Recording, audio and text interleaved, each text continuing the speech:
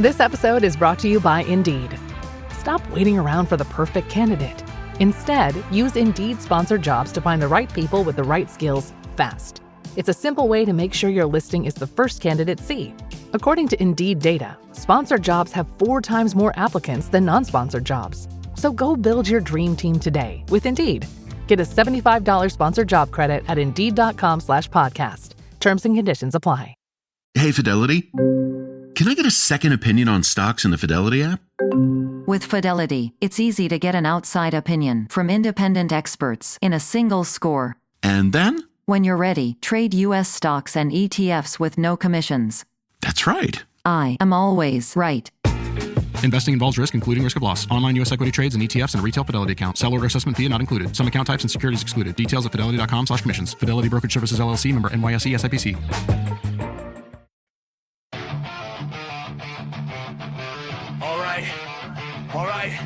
All right. This ain't just a show. This is a platform. Veteran built, battle tested. Welcome to the Misfit Nation. Yeah!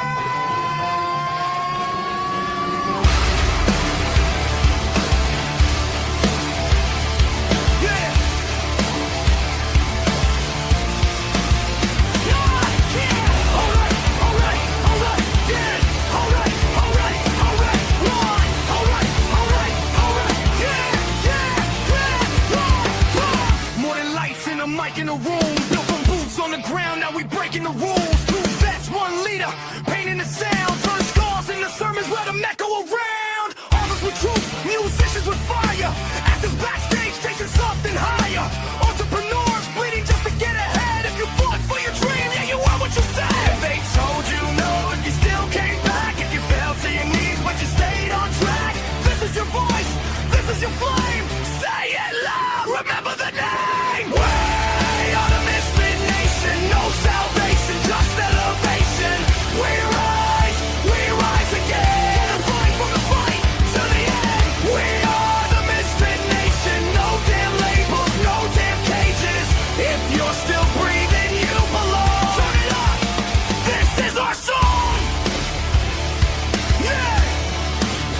This is our song. Yeah.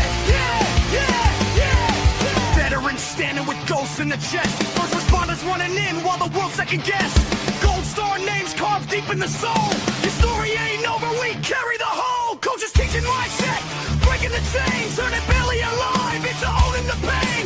Truth over polish, scars on display. If it's real, let it bleed. That's the misfit way. If it's heavy right now, and the dark feels close. If it's heavy right now, and the dark feels close. If it's heavy right now, and the dark feels close. It's Aubrey right now. We're the more than you know. 988, don't walk alone. Veterans press 1, bring it home. Don't trade forever for tonight. You're still needed in this fight. We are the Misfit Nation, built from scars and dedication.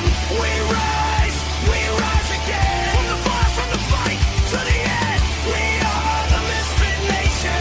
Every voice is fabrication. From the silence to the scream, we're strong. Welcome home, you belong. You belong. You belong. Oh wait, you. Oh wait,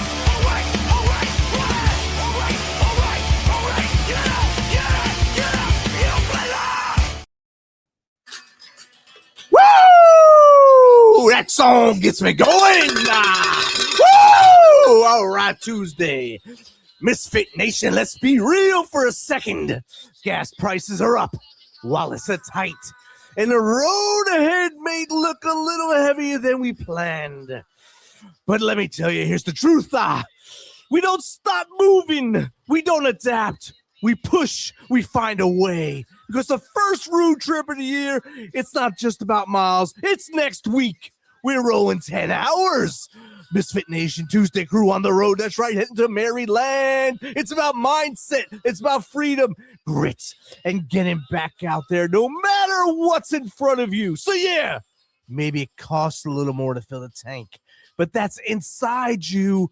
That drive, that purpose, that fire, that's priceless. Tonight, we fuel that up. Tonight, we lock in. Tonight, we get ready to hit the road stronger, smarter, and more fired up than ever.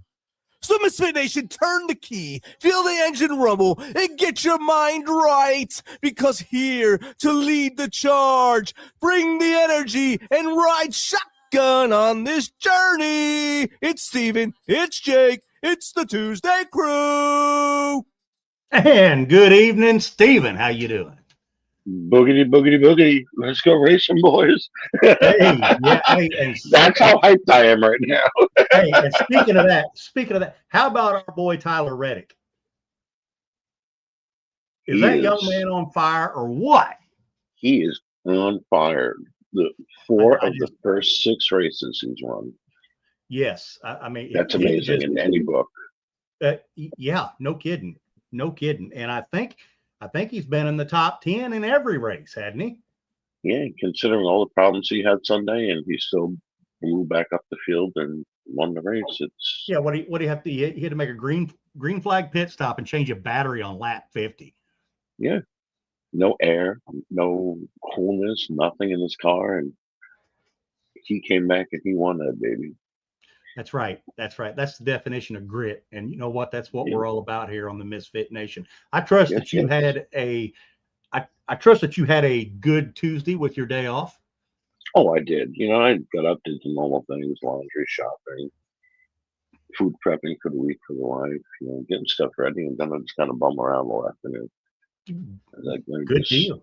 Good to have a day off. Relax mode. Every once in a while. I got some Thursday.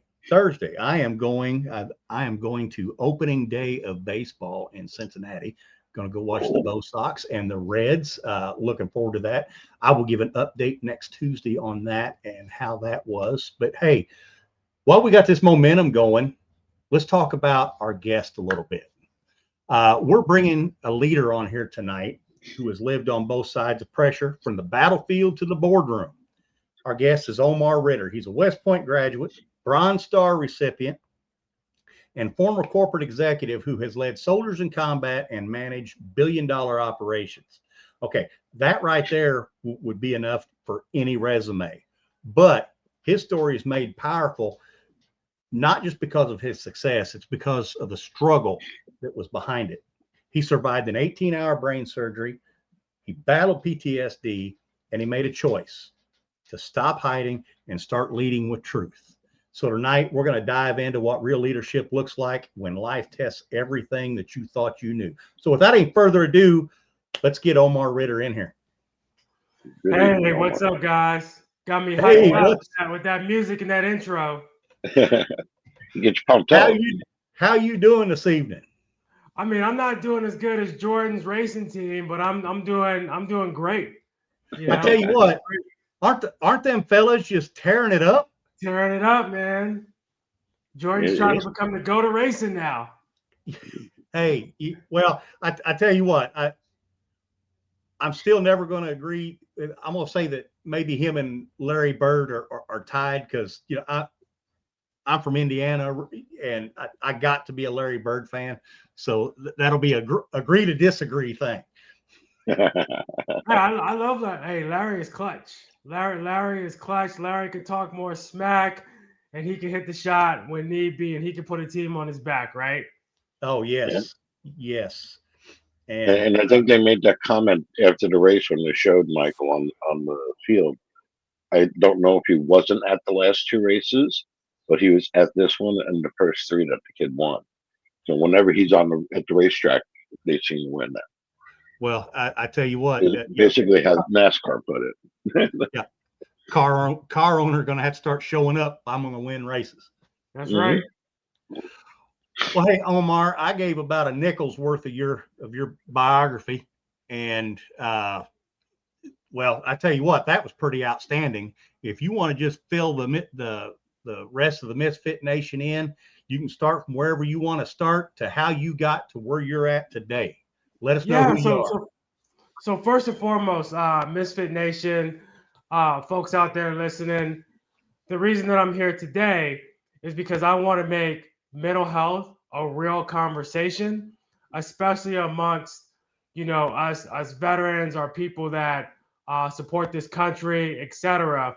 We take care of everybody else, and we got to start really looking inwards and being able to take care of ourselves as well.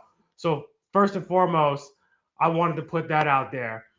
My journey, Jake Stephen, I'm from Charleston, South Carolina. My dad was in the military. My granddad was in the military. So naturally, I knew that I was going to go in the military, and I knew I was going to be a scout, cavalry scout, because that's what my dad was. Was fortunate enough to get into West Point because I could play a little bit of football, being from the South. So got recruited to go to West Point. Majored in general management, minored in mechanical engineering. Graduated in 2000, and immediately upon graduation, I went to Kosovo on a peacekeeping mission. And while I was in Kosovo, September 2001 happened, 9/11.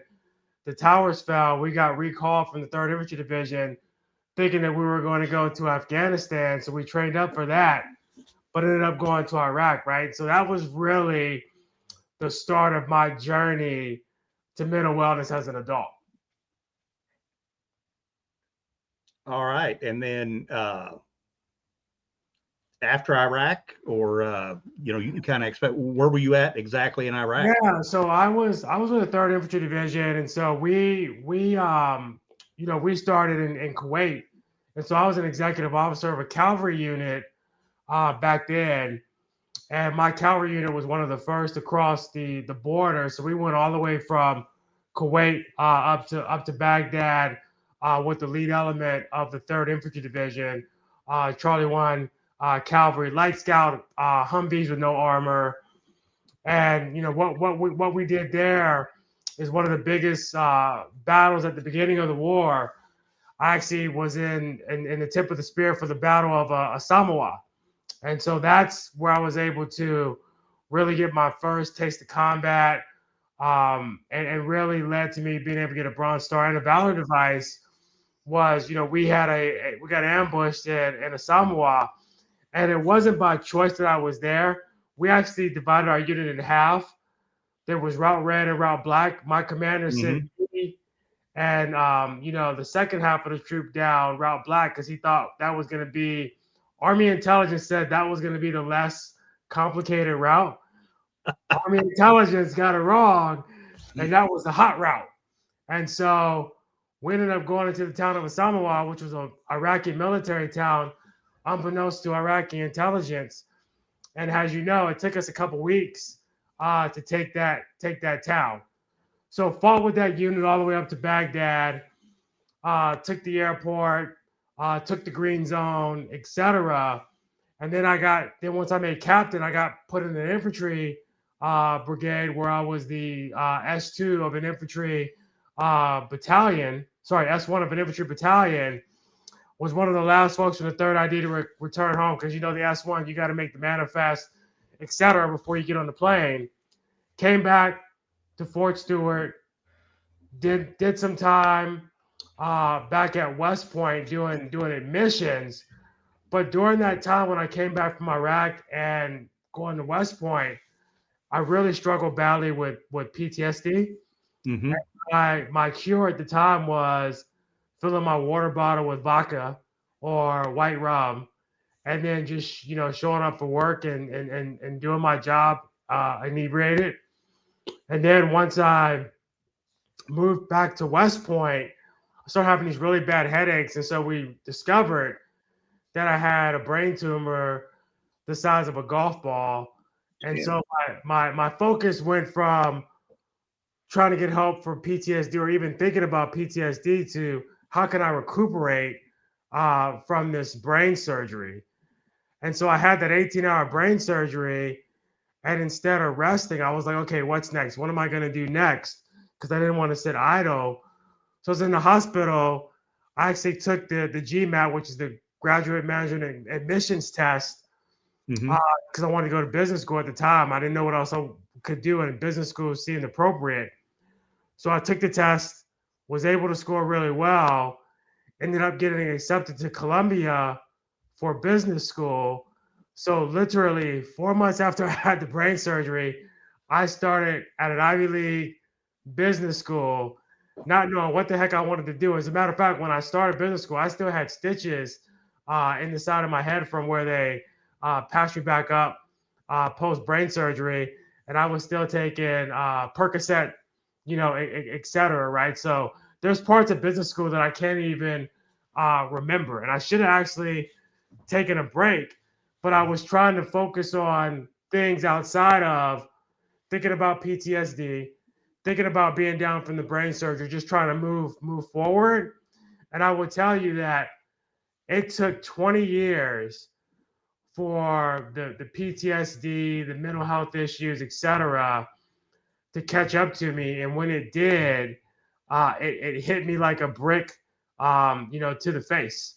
I had, within 4 months' time, I had several friends that committed suicide.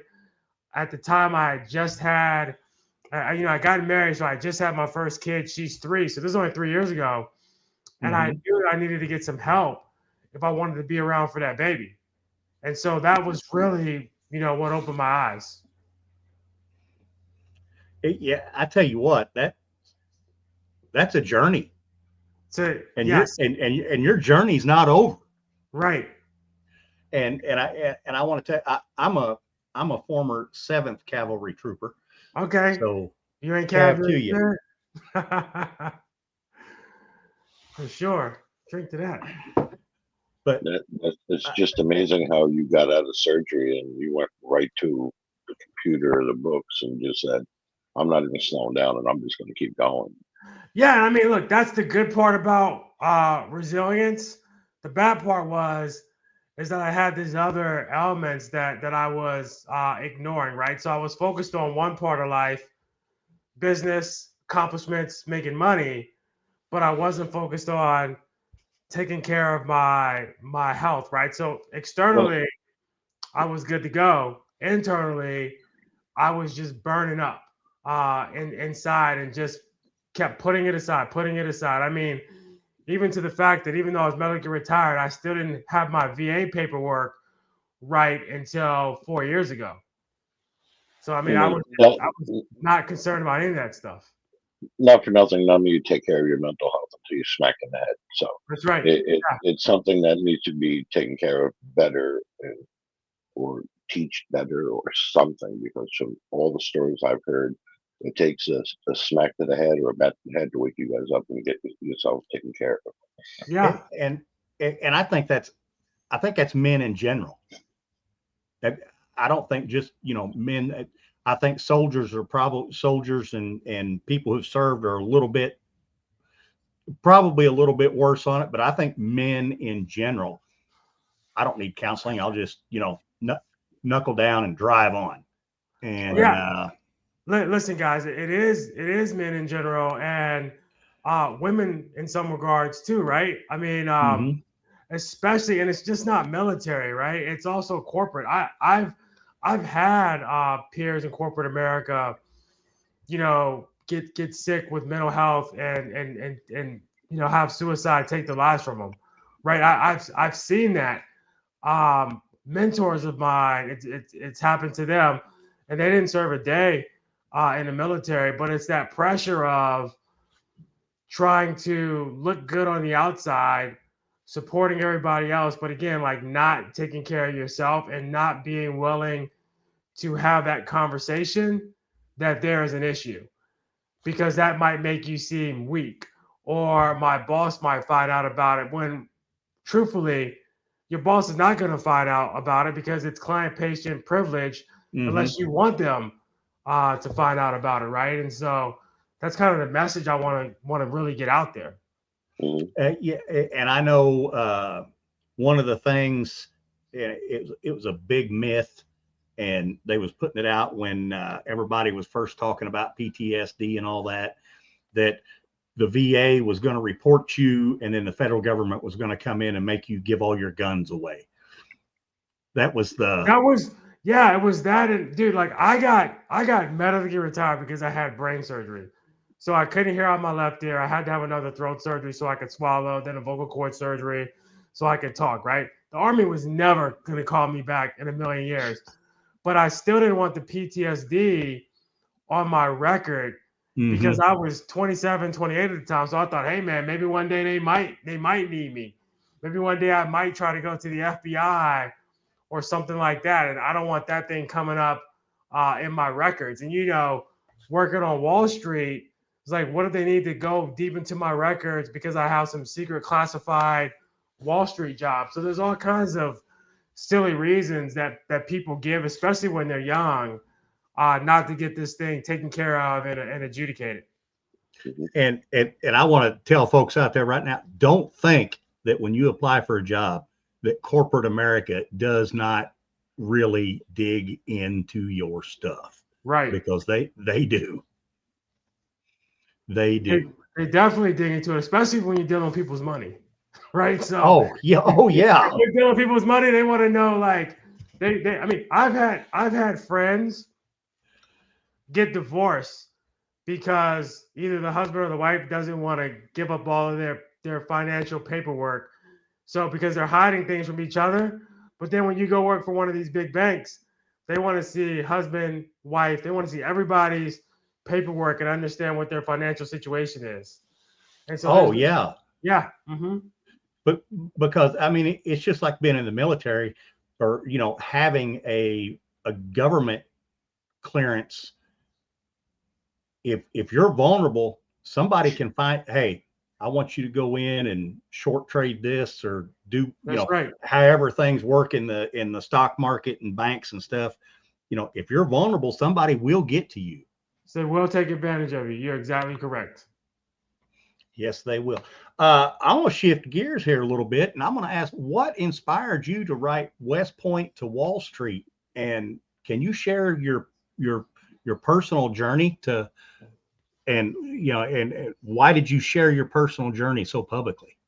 Yeah, so I wanted to share my personal journey because, number one, there's this big mental health theme that I have in the book, right? West Point to Wall Street, my journey to mental wellness. So I want to talk about how I got mentally well, but I also wanted, folks on the younger side who picked up this book to realize that the United States is the greatest country in the world. And what I mean by that is you can come from not much like I did, sleeping in trailers, not having a lot growing up, to rising to the point where you can be a Wall Street executive. I like to tell people my grandmother, who just passed away recently, she's almost 100 years old. She had a career, 50 years, cleaning buildings in New York City. And what was amazing is that, she worked her way up over all this time from like cleaning lady, cleaning the restrooms to like manager. And by the time I graduated from Columbia Business School and was working on Wall Street and making the ranks, I ended up working in an office of a building that she used to clean. Right. So like there's no other country where you're going to get that opportunity, right? To be able to just matriculate up through society like that, right? So number one, I wanted people to realize that about, America and this country we live in. But I also just wanted to talk about the different struggles that we have in America due to the fact that, we have so much, right? We're a country of excess. And so if you don't have the right sneakers or you don't have the right car, then like there's all these things that cause you to have mental health issues even growing up. And so throughout my book, I reflect on these things. For example, if I just say like when I was in high school, there were guys that were out there, dealing drugs, making a lot of money, and like they had the girls, and the guys like me that bagged groceries, making $4 an hour, we didn't have the girls, right? And so I had to make a decision to stay on the correct path and not get into some of those other things, right? So it just talks about the decisions that I made throughout my life that got me to where I'm at. And on the way to getting where I wanted to be, which was a West Point graduate and Army officer, things got thrown in my way that I could not have predicted. Like I could not have predicted that I was going to go to Kosovo, that I was going to go to Iraq, et cetera, and that I was going to face extreme combat situations that would impact me and the guys that I fought with later on in life, right? And so I just, it's not, we're all heroes, but sometimes it's not by choice. You just get thrown into something and you got to deal with it. Definitely. Yeah. And kind of, I was thinking about, when you was talking about, your, being in the military and working on Wall Street, how does that translate as far as leadership? Like how did your time at West Point and the military service shape your leadership philosophy for what you did on Wall Street and then your leadership philosophy for today? Yeah. And I would say, one thing that they try to drill into you at West Point, and some people listen, some people don't, but most people do, is that they drill in that you need to be a servant leader. And what that means is that you're not the nicest guy or girl on the block. But what it means is that troops eat first, make sure that your troops are taken care of, and then let's go hard on the mission once you know that they're taken care of.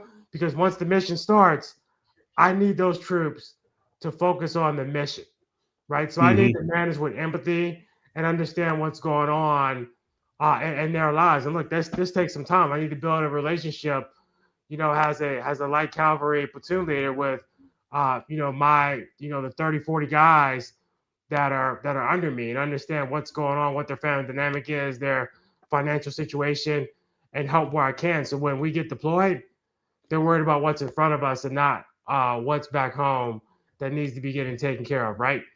And so that translated for me into corporate America, and it worked really well when I got my first management assignment of a team of 3 people, and then eventually that grew to like teams of 20, 25 people. That empathy part worked really well. That taking care of the troops works really well. And so the way it works in corporate America is, let's say that, my team stayed up all night, put together a PowerPoint presentation. Then I was going to go brief the CEO or CFO, some executive on it. I would let the team members that worked on it come with me and speak to it to show the leadership that they're also knowledgeable and not take all the credit, right? And so for me, that played really well for where I wanted to be in my career, because people knew if they came to work for me, they would get paid, they would get promoted, and they would get noticed, right? Now, you got to do the work, just like in the military, to get those things. But that's kind of the way that I led in corporate America. And I tell people all the time, because there's a misnomer out there that if you were a senior NCO or you were an officer, that people just do what you said because of your rank. And it's like, no, that's not how it works. People need to respect you in order to go above and beyond, because oftentimes, whether you're talking corporate America or you're talking the military, you need people to go above and beyond and to carry that commander's intent. Like, don't just do exactly what I tell you to do. Do it to the intent of why I want you to get something done, right? So if I give you the instructions, I may leave things short. So I need you to think like, what does this guy really want me to do to make the mission successful? And even though that might take me some extra time, some extra effort, I'm going to do that because I respect this person as a leader, and I know they care about me and my family. Yeah, and that kind of took me into my next question. Some of the differences and similarities in, okay, you've got a group of specialists and PFCs that you're trying to motivate to do something, and you've got a group of, young, just out of college accountants or whatever that you're trying to motivate to do something? I know there's got to be some differences, but what are some of you just kind of explain what the differences and similarities are with that?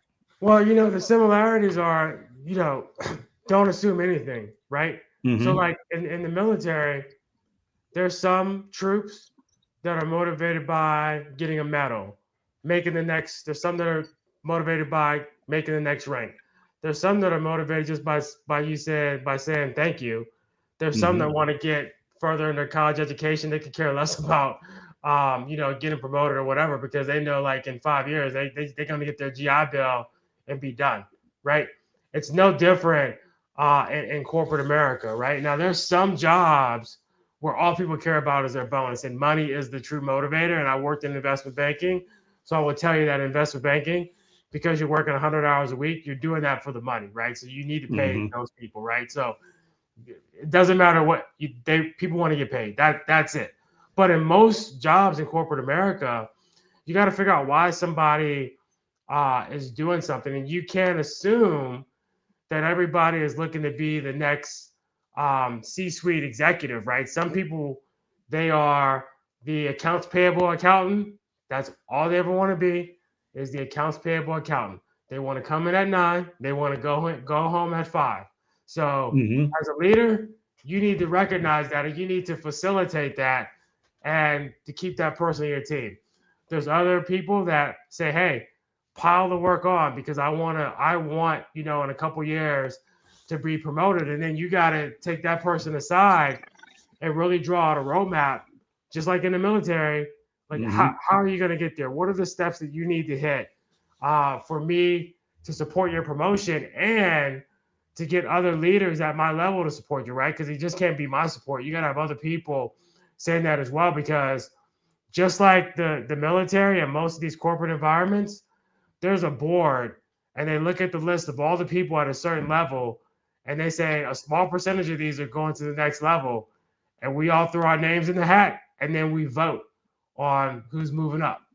No different.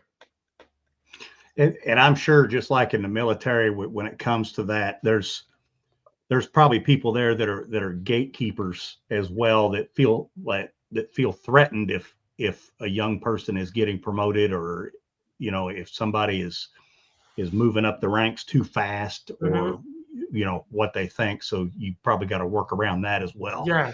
Now, guys, there's haters everywhere, right? Oh, yeah. you're not going to dodge haters, right? So all throughout my career, especially in corporate America, there were haters that were blocking my path, and, trying to send me down different roads so that I couldn't be successful. Maybe they didn't like the way that I managed my people, because I took care of my people. And they're like, don't take care of your people, just get the work done. Right. And so there's people that don't like that. There are people out there that are jealous, if you will, that we actually served our country. Right. And so, because they feel like what they're doing in corporate America is so important that, you're outshining them because you served your country. Right. And so that, so you, and people could be hating on you, and you won't even know it until it's time for you to try to make a move, and you're getting blocked, and you're like, oh, now I understand why I'm getting blocked. Oh, right? There's definitely folks out there that don't like veterans. I can't. I'm a live and let live kind of person, and I will always, if somebody's being successful, it doesn't cost you anything to cheer them on. Doesn't cost you anything. Let me tell you guys a short story. You'll find this one entertaining. Because in the military, typically, you can identify if somebody likes you or they don't like you, right? It's going to show up in your report card, right? So I was at a bank, and I met this guy. We became real friendly. We're going to go to lunch, etc. And we're about at the same level, but he was a bit closer to the executive. And so, so we start, hanging out doing lunch, and all of a sudden the guy, basically cuts me off, and I'm like, man, I don't understand why this guy cut me off. Well, lo and behold, the reason why he cut me off is because I used to date his wife 5 years earlier. And I didn't. So that's what I'm saying. Like, this guy's hating on me for a year and a half, and I didn't know why.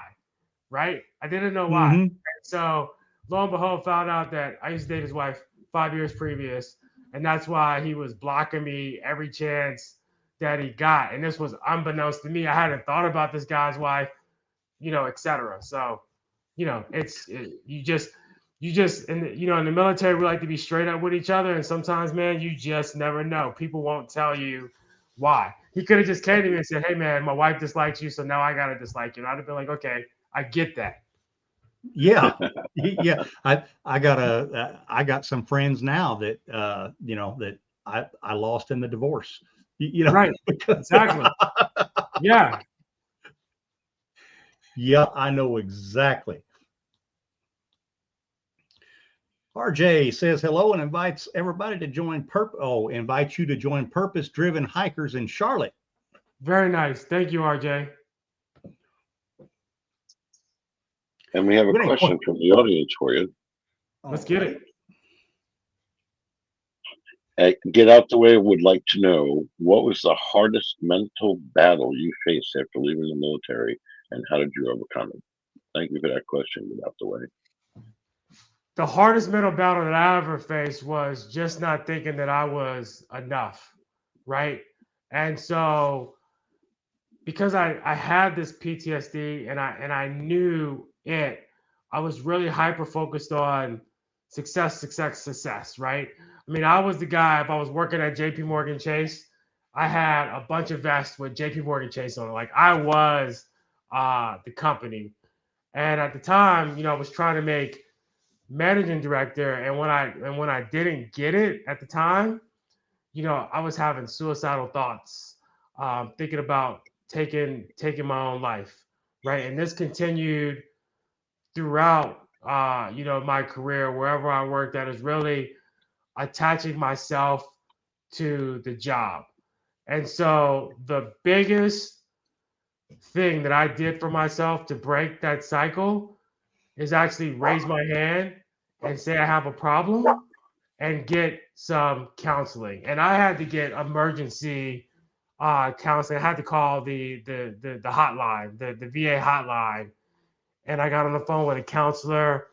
And that young lady talked me down. She got me to take my act to the VA. And once I started getting that therapy and being able to talk to folks and then figure out what the right medication. I don't say everybody should take medication. I just know the medication that I have works for me. And so once I was able to get that medication, I felt so much better. In fact, I feel so much better that I can admit to you that I take medication. This is something 3-4 years ago I would have never admitted to anybody. Now I talk about it, weekly, if not daily, about my medication and the power that and talking to a therapist have had on me in terms of positive effects. And yeah, and talking about medication, because we've been to the VA, so we know it's like, oh, you've got this, here's your pills. Right. And if you've got a doctor, which apparently you had a doctor that paid attention and was like, okay, and then, prescribed to you what you needed instead of just the shotgun blast of pills at you, then yes, I'm all for it. That's right. If medication works, it works. Yeah. And what I will say to that, Jake, is, okay, so the VA, they may or may not shotgun blast you some pills. Now, what you have to do as the patient is you have to advocate for yourself. Yes. Right? Because everything that they tried to give me, I gave some of that stuff back and was like, brother, this isn't working for me. It's not worth the side effects that it's giving me. Let's try something else. Right? Oh, yeah. Even with my brain tumor, by the way, I had to advocate for myself because I went to a military doctor. They're like, hey, man, gargle some salt water. You have a sore throat. And I'm like, I think my problem is much deeper than a sore throat. And I think that continuing to take this medication for head pain. Like, no, give me a CT scan, give me an MRI, confirm for me that I really don't have something going on up there. And when I had that, the doctor was doubtful. The next day they called me back and were like, oh man, sit down. We need to tell you this. You got to have this emergency brain surgery, right? And so, yes, step one is getting some help. Step two is you still have to continue to advocate for yourself to make sure that you're getting the correct treatment. Don't just take everything somebody gives you if it's not if your body's not reacting right to it. Yeah. Oh yeah, because there are some bad side effects to some of that right. stuff. That's right. I mean, I was taking something, man. I couldn't get out of bed. I was like, okay, I'm not spending the rest of my life in bed. We need to switch this out. Oh yeah. Yeah, and just to put it out, I don't like the ones that you take that everything don't work right when you take right. it. If That's you know right. what road I'm going down there. That's right. Then you got to take something else for that. So it's like, okay. Exactly. Right. And so yeah, we had to find a change. That's right. So, going back to your PTSD and everything, your experience with it, how did that change your understanding of strength, resilience, and vulnerability?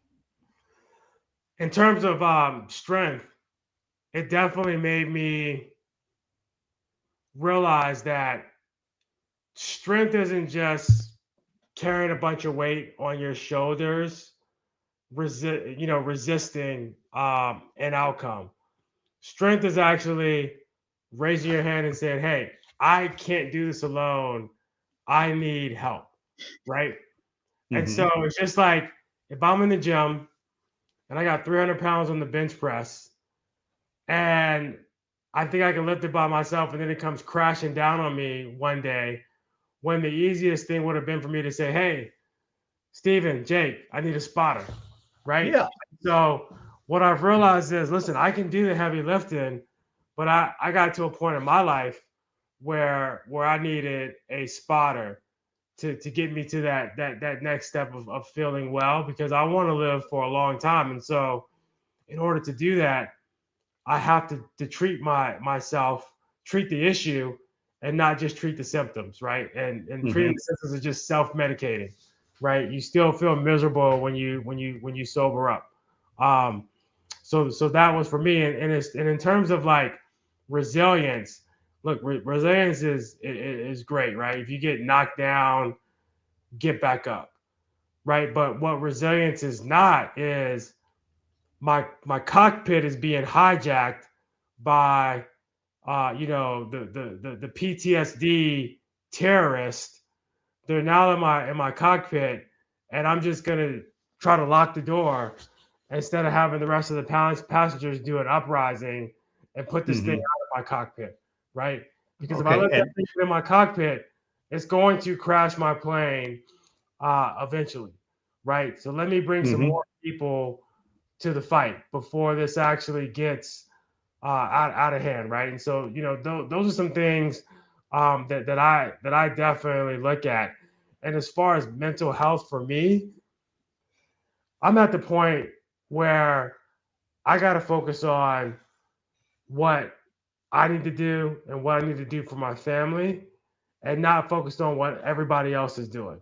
So part of mental health issue is trying to always keep up with the Joneses and just not enjoying life. When we look at life, we're only here for a small amount of time as human beings, right? And so at this point, my last 25 to 50 years, I want to enjoy my time. I want to make the most out of every day, every hour, and trying to please other people that don't matter and that don't really care about me. I'm not doing that anymore, right? So that's kind of where I'm at with it.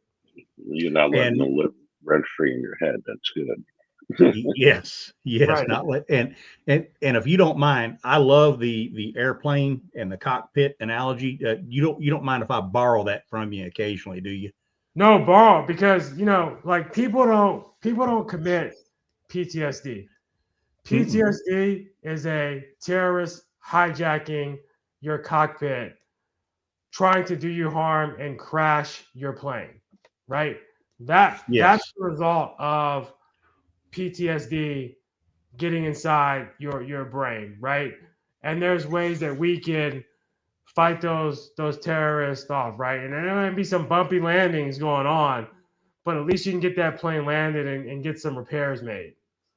Roger that. Roger Mhm. that.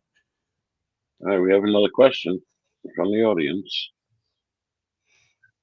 I hope I get this right. At Knox, XI Don would like to know, how did surviving brain surgery change your perspective on leadership and life? Thank you for that question, Don. Well, one of those, brain surgery, I will tell you, I had brain surgery when I was 27 years old. So I'm coming back from, Iraq, and I'm eating right, lifting weights. And so I'm built like one of those 300 Trojan guys, right? And Mhm. so I thought that I was damn near invincible. And so having that brain surgery really made me realize you're not invincible, man. Because when you're having that brain surgery, before you have that surgery, and I showed in my book, West Point to Wall Street, My Journey to Mental Wellness, I had to sign a bunch of paperwork saying that as a result of this brain surgery, I could pass away while I'm under. I could pass away from something they do during the surgery. I could wake up and my lower extremities may not work. I could have spinal cord damage. And so I had to write my will, testament, start leaving my stuff to my folks. I wasn't married and didn't have a kid yet. And so it really made me aware that life is precious and that, even though I hadn't started to work on the PTSD, it made me realize that I am vulnerable. And I think it actually added to my PTSD, right? I tell people I'm double PTSD. I got it from war and I got it from fear of dying due to the brain surgery. I mean, I had a stint where, I would always think, man, what if I die from that surgery? What if I'm actually dead right now and I'm just like here, doing something else in some alternate universe kind of thing. So it really changed my perspective on my longevity. And now that I'm well, what the brain surgery did, plus getting the treatment for the PTSD mental health, is again, it's made me focus on the things that are important. And it's made me really feel blessed and give gratitude for the things that I have and the things that I have been able to accomplish despite these ailments, and taking me away from that, oh, woe is me sort of attitude. Like I'm blessed to have had PTSD, brain surgery, have a full career on Wall Street, and be able to talk to you guys about it and leave a book about what I went through, just to give other people a perspective that it's okay to have these conversations. Yeah. And, like for a lot of people, I'm going to venture to say for most people, these are very difficult conversations to have, because you go back into that vulnerability. Because if you start listing your weaknesses and stuff that's happened to you or wrong, you're kind of laying your soul bare to people, and you don't know what they're going to do. And, and that goes back into the strength that you was talking about. And That's right. Yeah. And I mean, like whenever I fill out a job application, I have to put down that I'm disabled. I have to put, and every time I'm like, man, I'm probably not gonna get this job because I'm putting that down there, right? So I went through years of not putting that down, and then once I hit like 45, I was like, man, let me go ahead and put this down there because it is what it is, right? But as a young guy, I was like, man, I ain't putting that down there. Ain't no way, Well, yeah, and that's like when I retired out of the military. I had a very, very hard time claiming any of my VA disability, because I could still walk, I could still function, and it took my dad sitting me down and smacking me in the head and said, look, you gave this country 25 years of your life. Right. He says, you deserve that. You take it, because they broke you, whether you know it or not. And that kind of turned me around a little bit. That's But probably also why you buffer a little bit once in a while with smacking the back of I the mean, head. hey, when they start doing the MRIs and the scans, and they say, "Dang, man, you got a herniated disc in your back, or you got early arthritis," you're like, "Damn, they really did break me off something," right? yes, So exactly. yes. You don't get a Or I sound herniated like disc from sitting in an office chair doing accounting. yes. You could. And You could. You could. You could. I sound like a theater popcorn popper when I walk. So, All right, we have one more question coming in from the audience. All righty. Up in here and down there wants to know, what's one leadership lesson from combat that corporate leaders often get wrong?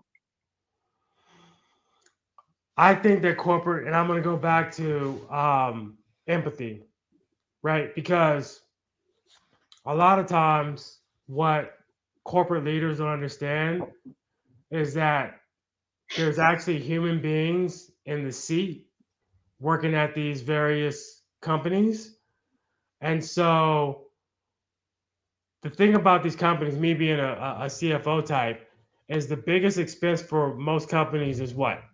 The people, right? Mm-hmm. And the people are dependent on the company. The company is dependent on the people until they're not, right? But then companies will come back and say, "Oh man, we have so much attrition. We're losing people. Why are we losing people?" And it's because, guess what? Like you don't take care of your people, and also your folks don't feel secure that if something happens economically, not necessarily to the company, just overarching economics, like Iran war economics. You're going to be ready to cut costs, and instead of cutting people, you're going to be cutting just a number, right? And you're treating people like a number. If I get rid of these 20 bodies, I can save X amount of dollars, right? And so what companies don't realize is the downstream effects of that, right? People have jobs so they can support their family, pay their bills, etc. And so corporate leaders are the ones who decide, who's going to get laid off, how many, yada, yada. And sometimes they might do that in a panic mode and not realizing, what they're losing, which is a lot of times you have these companies, they do mass layoffs, then they end up hiring back, the same people. And that's because like those managers are not managing with empathy, right? They're not getting to know their folks. They're not creating the business case for the company to have their people, so their people doesn't act. The company doesn't actually understand the benefit of having those individuals, which a lot of time, having those individuals far outweighs the cost, right? And so, what I would say is leaders don't take the time to know the people. They don't take the time to empathize with folks, and then understand the value proposition of their team, because that team, for some people, for some leaders, is just a stepping stone onto the next thing, right? And that's a big mistake, and it's only going to get worse as we enter into this new dynamic of AI, et cetera. And how does corporate expect to lay somebody off and then bring them back and expect them to do the same level of work they did? Like, well, you screwed me over once. What makes you think I'm going to give you 100% because you brought me back? Well, that's exactly right. What they do is they bring you back and then they attach something to your keyboard to monitor your keystrokes, right? I need you to be right. I need you to be productive. I see you only touch those keys 20 times in the last minute. Yes. We got time for a couple more questions, Stephen, or do we have any in the queue? I believe we do. Oh, there we go. At Mo Weezen Juice wants to know, what does authentic leadership actually look like in the high pressure environments? Thank you for that question. For me, authentic leadership is not trying to blow smoke up somebody, right? Tell them something that's not true. I mean, even when I was a young Cav guy, if we got a crappy mission, I would tell the guys, hey man, this mission sucks. Like man, they gave us this stupid mission. One time we had a mission and it was the guard a bridge in Iraq, like by Karbala Gap. And so and I was like, okay, so we're gonna guard this bridge with non-up armored Humvees. Okay, Roger, got it.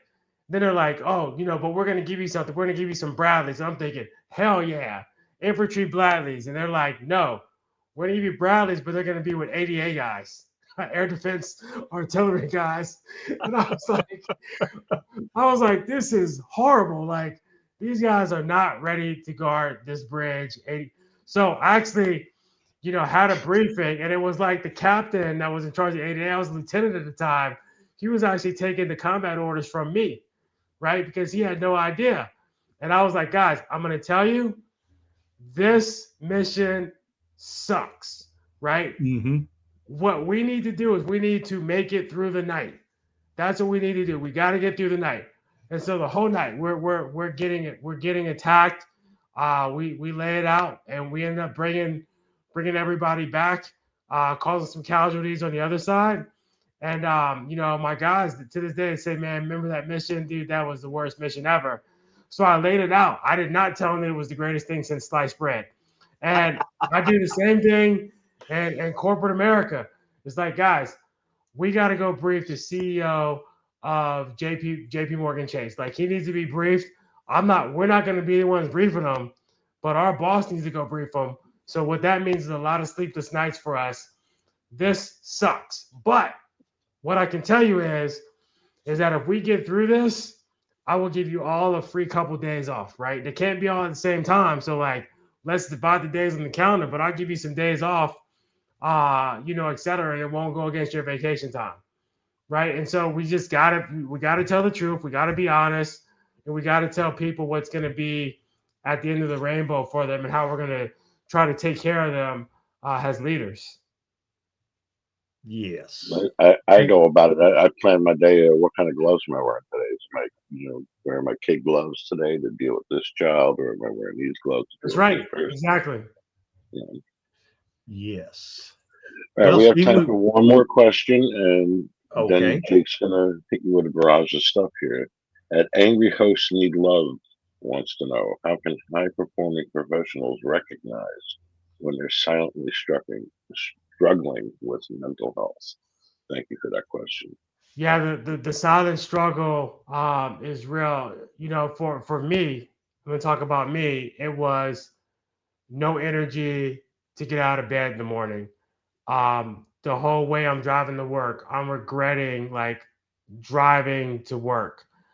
I'm having, I get, too bogged out of my work, and one person says something negative to me, and I'm about to go off like, like they just came and smacked me across the face, right?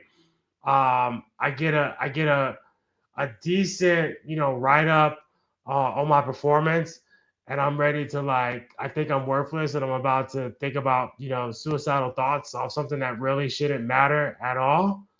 So it's all those things that add up over time that for me, it was just overreacting to things. And I knew that I was off balance with that. And maybe for me also like being nice at work. And then when I get home, the smallest thing that happens in my home, and I'm going off on my partner, right? And like they don't deserve that, right? And so really just sitting down and think about what you're doing. Like I would tell you, I'm much more in tune with my senses now. I've actually caught myself at some point being like, you know what? I'm not even going to respond to that email. It's not even worth my time responding to that. I actually do fractional CFO sales now. I got my own franchise, and I told the sales guy, look, man, I'm not coming to your calls because you're putting too much pressure on me to make sales, and I don't work for you, nor are you paying me. Like, I got to go out and find my own clients to get paid. So why am I going to sit here and listen to you, who's not helping me find clients, haze me like every week? I'm not doing this anymore. right? And you can't fire me because I'm an owner, right? And Yeah. so it's just, just fighting those little battles and trying to get healthy and making sure that you're not going too far into your thoughts or emotions with little small things that are, again, going to cause you to become hijacked and compromise yourself or people that you love. Yes. Well, got this last one. What do we need to get back past Navy this year in the game? Well, one thing that we don't need is a ground war, because if we get a ground war, Naval Academy and Air Force Academy will only get better, because the athletes are going to go there instead of going to Army, where they're guaranteed to land Yes. on land combat somewhere, right? If you look at the worst years in Army football, it's when we're fighting in ground wars, right? So we need to get past the war.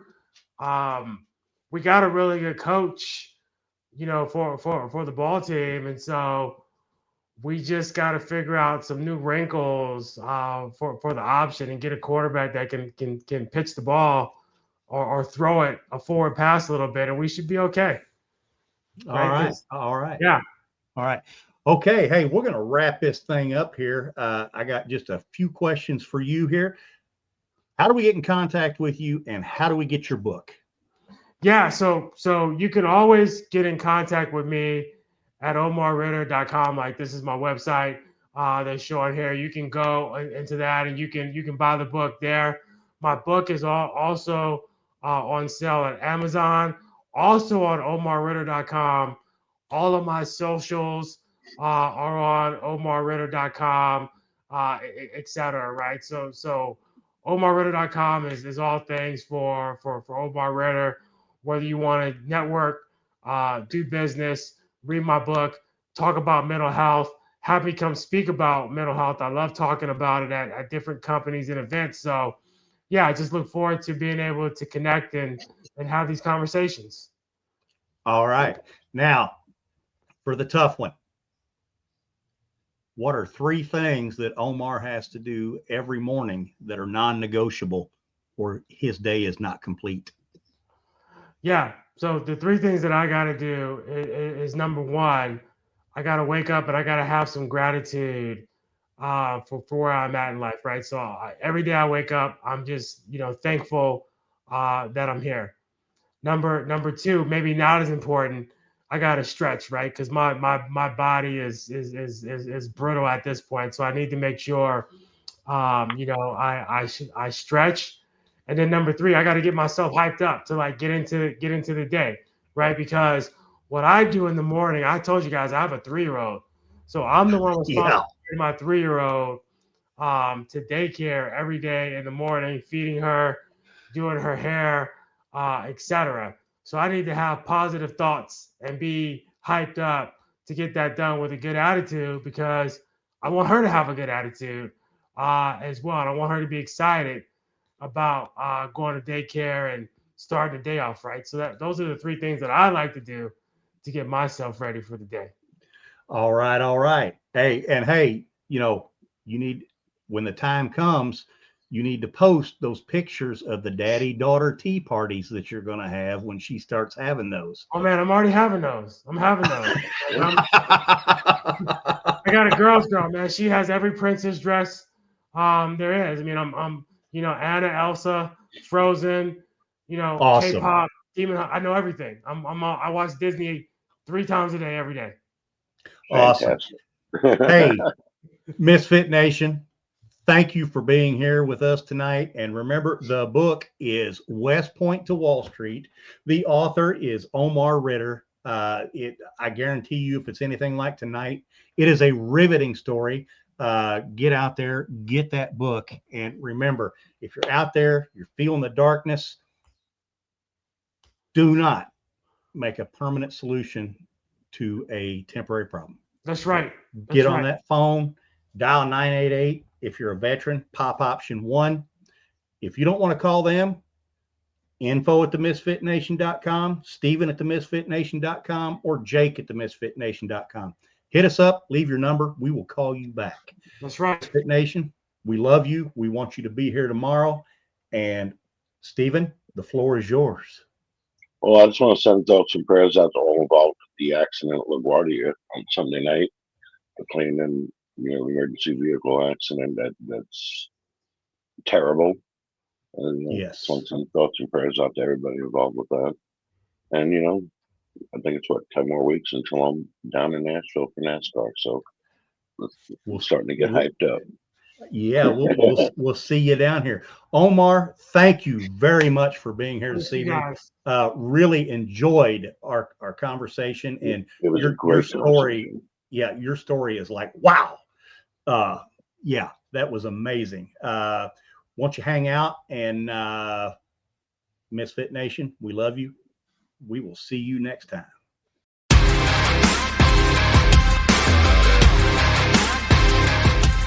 Thanks for checking us out and being a part of the Misfit Nation show. Don't forget to visit our website at themisfitnation.com. That's themisfitnation.com. Check out all our past episodes and get some of the great Misfit Nation gear for you and your family. As always, be humble, stay hungry, and keep hustling because we are Misfit Nation. Misfit Nation.